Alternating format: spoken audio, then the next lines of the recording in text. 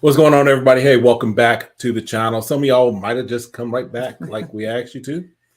But this is Conversations with the Crawleys. We have conversations about everything, including faith, family, relationships. And this one is the first recap of the new season. Yes. For Put a Ring on It. Yes. Without our friend, Dr. Nicole. I know. What's up, Dr. Nicole? I miss her already. Yeah. But they have Dr. Stacy J. Johnson. Stacy J. Johnson. She's a relationship coach. She went to Spelman. Yes. So she is ready to give advice. Shout out to my Spelman sisters. I was at Morehouse a little bit, so shout out to the Spelman sisters. She's kind of, so listen, first of all, do us a favor, hit that like, hit the subscribe, request notifications. And share. And then definitely while we're live, and then even when you're watching on the recap, make sure you are putting comments in. We definitely are responding to them. And especially if you're live, we're going to talk about what you said.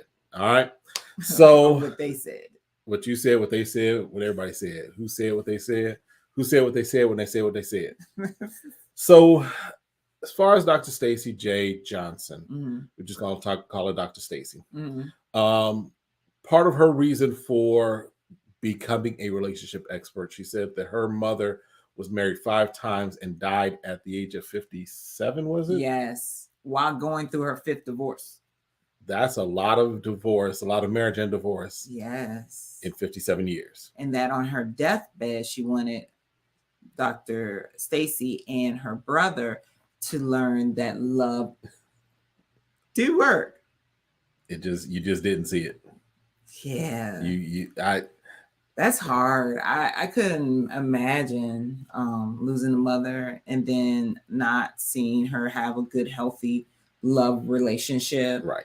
But she decided to become a relationship coach. Yeah. And so it's her way of giving back. Yeah. So if you haven't heard about the show, Put a Ring on It. It deals with couples that are in long-term relationships. Some of the past seasons had people that were in relationships 6 or 7 years, and either party wants to finally be in a committed marriage with one another. They want to get married, yeah. Right. But there's an issue either with one partner or the other. So they're trying to discover what those problems are, move beyond those challenges by dating other people. Yes. And so for this season, the couples that they have is... So we got Ricky and Catherine. 2 years. They've been married, or excuse me, not married, but they've been together for 2 years. Mm-hmm. They met at a tailgate party back in 2012. Correct. So they've known each other for 10, 11 years, right? Even through his marriage, because he's currently divorced. Right. So what happened with them was that they were kicking it, I guess, for a little bit. Mm-hmm. And then she had to go back home because her grandmother was sick and needed some help, what have you. So she went back to Dallas, Texas, she said. So that's why their relationship did not advance in the past 10 years. Right. Until the last 2 years when they are now together. He has, like you said, he has been married before. Mm-hmm. Has one child. Yeah. And he says his marriage failed, right? But that his past relationships may be holding him back. Right. Because it sounds like you had a very bad divorce. Yeah, because what kind of I get is that maybe she cheated on him. Because even Catherine was like, it wasn't your fault or what have you. So It sounds as if there were some things that happened on his wife's end that caused the breakup. So then we got Joshua and Joya. They've been together for 2 years as well. Mm-hmm. They love to travel. They've been to Dubai and a couple other places. But she's ready to be married now. And she wants to have a baby. And she's saying that she's getting older. And he I love my freedom and I love to travel. Neither one of those are my kids. Okay. So, and then we have Dunbar and Chance. Mm-hmm. They have only been together for a year and they met in Dallas. He played in the NFL. I haven't had a chance to look up who he actually was as far as teams and everything. And he's ready to say I do. But Chance is the one that's holding back. She's like, no, I'm good. Making a decision about getting married. No, I'm good. Now, and they're meeting their date. Their first date was kind of interesting because she had appendicitis. So he did the superhero thing, carried her to the hospital and made sure she got taken care of, what have you. But part of their issue or his concern for her is that she has to learn. She has more to learn. These are his words. She has more to learn on the domestic side for him. Right. Basically, looking for a submissive woman. Is that what that is? Domestic? Let me clarify. Because this word submissive, we've talked about. If you've been on this channel for any period of time, and especially when we have these conversations about submission and in a marriage and everything, his viewpoint of submission, at least what's coming across, is one, it's not the biblical definition or standard for submission, but it's also more of his style is more of the rub my feet, have a dinner, have a meal ready for me, do all these things to cater to me. That's what he wants. And that's what he views as her leaning more on the domestic side. Yeah. I don't see that happen. But if she's there for it, I'm not feeling him at all. Yeah. I'm just saying. So basically, they meet with Dr. Stacy, and surprise, you're going on dates today or soon. Within the next hour after meeting. So and they're like, oh my goodness, so soon. I don't know. This is so real. Folks, y'all signed up for the show. You signed up to date other This is season 4. So it's not like it's something that caught you off guard and you were like, oh, that's the twist in the show. Well, because before they get to speak to the doctor or the relationship coach, and then they go home, and then I guess within 2 days, they get the opportunity to start the dates. Whatever. So I guess this is supposed to be the big surprise of the new season. The big twist, aside from having a different doctor. Right. That right away they're gonna meet. So when the ladies left, because they get up from their seats by their partner, mm-hmm. and they leave. So I thought they were meeting their dates there at the house where they gather. Well, they still back at the house. So I think that it still was a day or two before they actually did it. Right, because so Chance and Dunbar mm-hmm. are the first date. Mm-hmm. So the first couple that one of them goes on a date. So Chance is the one that ends up going on the date. Right. And she's like, do you want to set some boundaries? What are our boundaries? What are we talking about? He's the one that mentioned the boundaries. That's right, he does. That's right. I'm sorry. He mentions the boundaries, and she was like, "So what are my boundaries?" He doesn't even say any boundaries. He's just like, the first thing he asked her is, "Did you cook me dinner?" And she sure did pull out that microwave dinner. So he's eating, and they're supposed to be talking about boundaries. And she's like, "You can trust me. I'll be back. I'm just going out on a date, blah, blah, blah." So Phil rolls up. 32. He has a good job, he says, and he just hasn't met the right person. Mm-hmm. So he comes to the door. He lets him in. And he's like, "All right, man, you're going to be taking out my queen and everything. And I want to make sure." And just doing the most, the whole episode. Dunbar just irritated me from the beginning. He's like, "Let me put my woman's heels on for her." First of all, he was like, he's like, "Okay, take your shoes off." Oh, he tells the young man to take his shoes off. Like, nobody brings trash to he looks at his shoes like he's calling his shoes trash, first of all. But it was like, okay. I get some people with their houses, they don't want they take off their shoes tracking in the house. Right. So if that was the case, then have her ready to go. Right. Because I'm not coming to see you. I'm not coming to stay. I'm not coming to hang out. So I don't feel like I should have to take off my shoes just because I'm picking somebody up in the house.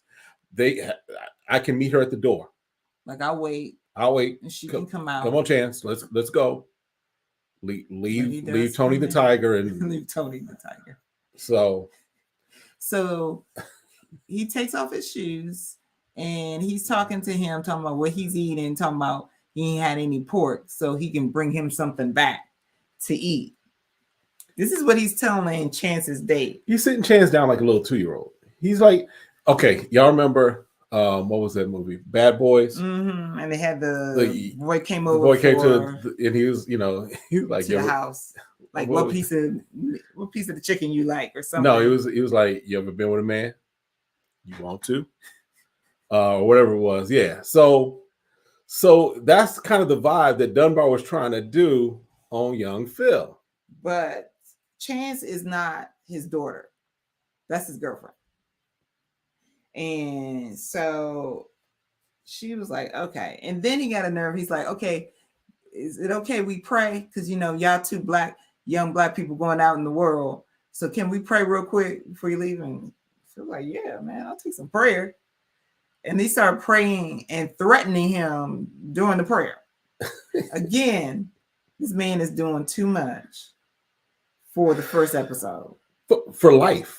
He's doing too much for life. I don't know what he does in life. I don't know if he's playing it up for the cameras.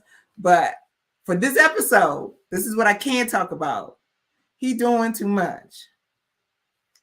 Because let me just tell you this. First of all, if I was Phil, Brumman wouldn't get anything when I came back. No. I'm not buying another grown man something. No, I'm bringing back to the house. No, sorry. Your relationship is the one that's having issues. That's why y'all are on this show. So therefore, I'm going to take her on a date, show her what a date is like, where she doesn't have to cook my meal, feel like she has to cook my meal for her to be, domesticated enough. And then if I do bring you something back, it's the crusty napkin that I done wipe my face on. That's what I'm bringing back to you, Dunbar. Oh my God. So they do go on their date. Yeah. And on their date, she's talking. She is opening up to him. They're flirting back and forth. Mm-hmm. But she mentions that her mom passes away when she was 8 years old. Mm-hmm. And she was raised by her father. Yes. So now some of this stuff's starting to make sense. Right? So she didn't grow up with a mom in the home and the dad took care of her. Mm-hmm. So I get it where she may feel like she is not as domesticated as she says that she would want to be for her man. And she may not have seen that modeled as far as what Dunbar is expecting, right? Correct. So also but she was born in Chicago. Yeah. You have to make sure you put that in. Chicago people, we got to stick together. Oh my God. So overall they had a decent date. Yes. Right. And Phil did bring him back French fries. Well, and Phil was throwing shade. on the date. He was. He used to throw a shade. He was like, with your man being so small and all. and he ain't got no hair. We got no hair. We got hair. If we have a kid, I got good hair, you got good hair, so we can make something happen with that. Right. So, but Phil, keep that same energy when you're in his face. Exactly. That's all I'm saying. If you want to go throw shade in his face too. Right. Like I said, he'd have gotten a crusty napkin with all the pizza sauce on it from my lips. Right. All right, Joshua and Joya. Mm-hmm. She's the one that asked about boundaries. He's like, we ain't got no boundaries. He was like, you're good. Whatever happens naturally, just allow it. Because I know how it happened with us naturally. So let's see what happens naturally on your date. What happens? Okay. So she gets ready to go on her date. And you called him Jamie Foxx's cousin. Right, because he looked a lot like Jamie. His name is Kyle. He's 48. He did. He looked like him and Jamie Foxx's are related. He looked like he could be Jamie Foxx out, especially from what was it, Ali? Yes. Yeah. So they're talking. Hey, Loretta, good to see you. Hey, Loretta. And so they're talking. And, he's saying all the right things. He's flirting with her. And she brings up about children. Mm-hmm. And so he says that he does have a child. Mm-hmm. And he would be open to having more children. Right. And because he said not only did he have one biological child, but he also took on the siblings. Mm-hmm. That was obviously from another dad. But so that's why he says he has 5, mm-hmm. which is, that's admirable. Yeah, she was like, oh, that is so sweet and kind. And then he goes, I apologize. I never even asked you if you had kids. Well, she actually does have a child. She's an 11-year-old. Mm-hmm. So I was a little bit taken back because I thought she wanted children from this relationship because she didn't have any. And she was talking about how she was getting older. Yeah, that's the thing that it was like, okay, part of the issue for them is that she wants to get married in a certain time because she wants to have a child. So initially when you hear that, you think, okay, she doesn't have any children. She wants to be a mother. Right. Cool. No, she just wants to have another child. Right. And not saying that that's negative or anything. No, that's not negative. But it does change the urgency in some respects. That's what I'm saying. Because the question goes, why does she feel like she wants to have children with, what's his name? Jasha. Jasha. It's Jasha. Okay. With Jasha. And so it's like, especially since he's not interested in having children, and she did have the opportunity to already have a kid, right. Then why, if he's not really feeling it, why do you feel like you need to have one with him? Because now that's the question. Because then the question is do you find someone else who wants to have kids? Because if that's off the table for him, find somebody it's on the table for. If that's what you really want, if you really want to have another child, just to have another child, or or with someone, whatever, then there are ways to do that by finding someone who is open to that as well. Right. Because I've heard some people want to have kids with people because they feel like that's another level of connection and commitment. Yes.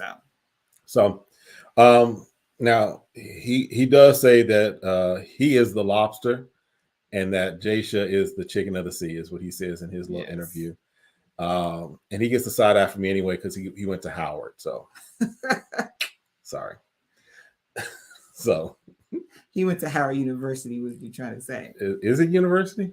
Yes. Oh, I thought it was Howard Preschool. My bad. So anywho, yeah. So he's putting it on pretty thick. And she's kind of really enjoying the conversation to the point where she feels like it's necessary for her to write something off of his mouth because he kept missing it. No. Because he was like, she's like, no. Right there. So she wipes it off. And he gives her a small peck on the hand for the appreciation. Mm-hmm.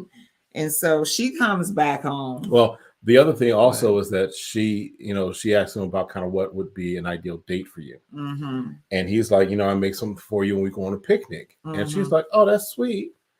I was talking to Jasha about that. And he don't want to do that. I've been asking him to go on a date to a picnic. So already he's getting points with her because the thing that she wants or desires or values, that's something that he's willing to give her, even without him knowing that was something that she values, right? So that's a match for her, if you will.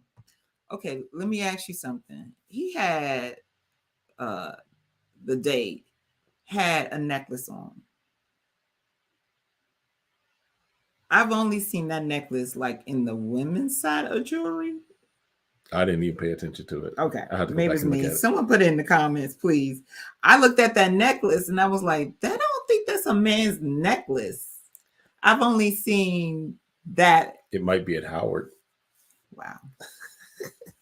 Listen, y'all know I went to Morehouse. There is a natural rivalry between Morehouse and Howard. But yeah, shout out to HBCUs. But yeah. Yeah. So I was looking at that like, I wonder if he knows. Or maybe anybody could wear it. Maybe that's just his thing. Yep. So then we have the last couple. Well, they do get home. So she gets home and she starts talking about the date, right? And Jaysha basically has an issue with the fact that she wiped something off on Kyle's mouth and that Kyle kissed her hand. Mr. No Boundaries. Well, he was just a little bit, but he was like, okay, whatever. Then he was saying that, well, he's a gentleman. Okay, so he's being a gentleman. And he's like, since he's being a gentleman, I can be a gentleman. I can be a gentleman. And so she's like, so you're going to be kissing people on the hand? He's like, I'm a gentleman. When I introduce myself. Gentlemen do gentleman things. And then she's like, oh, no, you're not doing that. So you coming home trying to get him jealous. And then it backfires. And then he said, oh, I can do the same thing. Yeah. At least he's not throwing flowers in the trash like old boy did last season, the previous one, where it was like, but she says her date was fun and her date was different and that she had fun. So then Ricky and Catherine. So again, they were the ones. He's been divorced. He's divorced.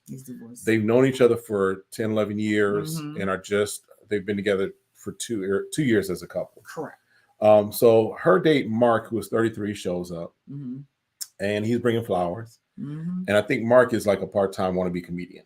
I think that's what he wants to do in life. That's what he want to do, is to be a comedian when he grows up. He came on, put a ring on it so he could maybe get on BET Unplugged doing comedy at does BET still have a comedy show? I don't know. I don't think so. Okay. But he's 33 and he does IT. Okay. And so he throwing shade when he comes to the door. Left and right. Because I don't know why Ricky decides to tell him that, me and my girl, we haven't been out in a while. And so, y'all going out. He said, you haven't taken her out, man? Well, I have taken her out, but it's been a while. Since Valentine's Day. And he was like, you mean last year? No, that was this year. He's like, look, I'll round down. That was 3 years ago. And so it is hilarious. He's just like, I was like, okay, bro, just pick her up and take her wherever you're going to take her.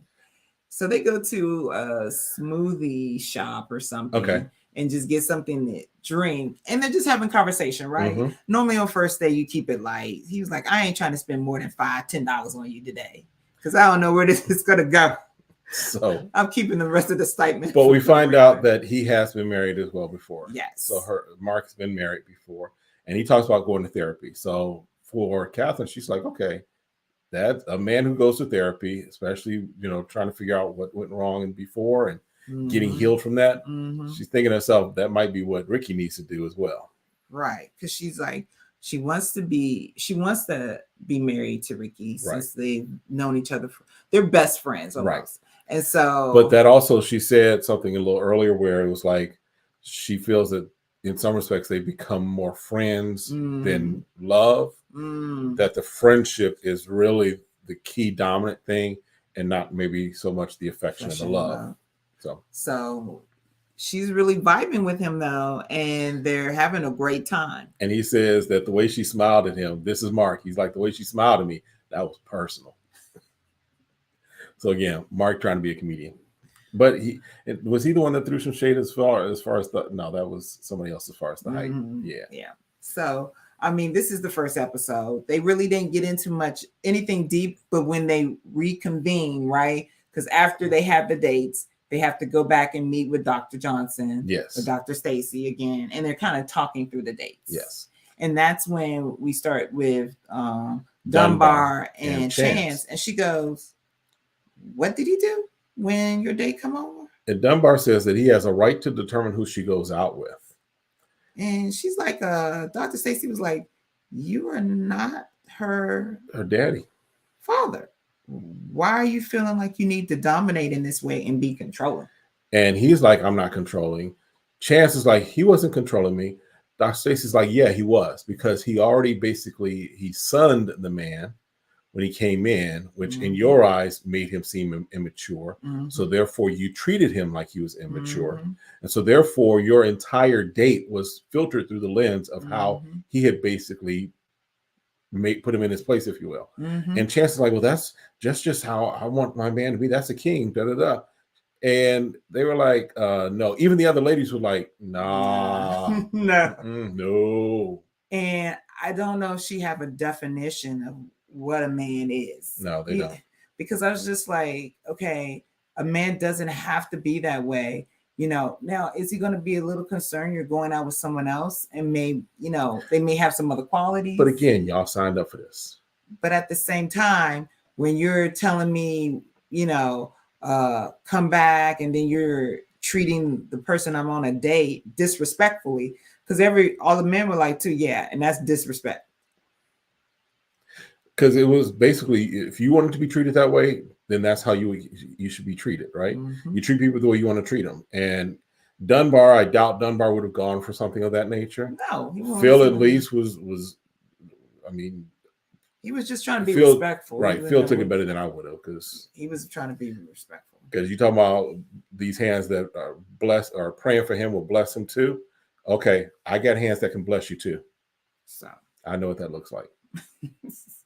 And so then when we get to Joya and Jasha, she talks about how she felt like she had a good date and everything. They didn't say too much about there was any big challenges for them when he came back, because he was really just being open and said, "Hey, how are you, man? All right." And that was it. Yeah. Kept it pretty simple. So there's, this first episode, there's not a whole lot. This was more of an introduction to the couples. I do, as far as who I think will get a second date, I don't think any of them will go on a second date with their person. You don't think that Catherine will go on a second date? I don't think she'll go on a second date with him. Okay. The only person that might, and that's a really small might, is Joya going on a date with Kyle, but I don't know that there was a spark for her with Kyle. I think she just thought it was interesting and that he was attentive, and some of the things that he liked as well. And there was Jamie Foxx's stunt double. So yeah, pretty much. So that was it. So again, not too much this one, but definitely make sure you're here as the season goes on, because we will recap this show every week. Our computer should be back ready and running next week is what the hope is, the plan is. But definitely, y'all kind of quiet on this one. Maybe you didn't watch it, or maybe you just agree with everything we said. So, but yeah, we'll definitely see you all next time again. And let us know if there's something we missed in the comments. Let us know what your thoughts are, and we'll see you next time. Have a great one. Be blessed. Bye.